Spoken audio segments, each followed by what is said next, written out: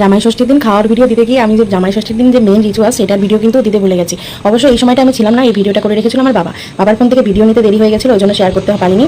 আর আমার বাবা কিন্তু আমার যাতে ভিডিওতে দিতে পারি সেই জন্য ভিডিওটা করেছে, তার হাজার কাজের মধ্যেও মাথায় রেখে কথাটা, যাতে আমার বাবা ভিডিও করেছিল বলে আমিও দেখতে পেলাম। এটা আমি ছোটবেলা থেকে দেখে এসেছি, কিন্তু এই সময় আমি যেহেতু পারবো না এইসব করতে, এবার আমাদের ওষুধ চলছে সেই জন্য। আর আমাদের ওই বাড়িতে এরকম আমি নিয়ম দেখিনি।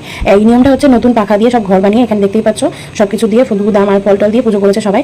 সকাল 6টা সাড়ে 6টার সময় উঠে সব বাড়ির বউরা মিলে গিয়ে এটা করেছে, মানে আমার বৌদি ছিল, মা, বড় মা সবাই। তারপরে পুজো হয়ে যাওয়ার পর একটা নিয়ম আছে যে কোনো এক ছেলে এসে, মানে মেয়ে মানুষ এটা করতে পারবে না, এইটাকে ঘরটাকে ভেঙে দেবে। তো মা বাবা একটু মজা করে ঘরটা ভেঙে দিল দেখতেই পেলে।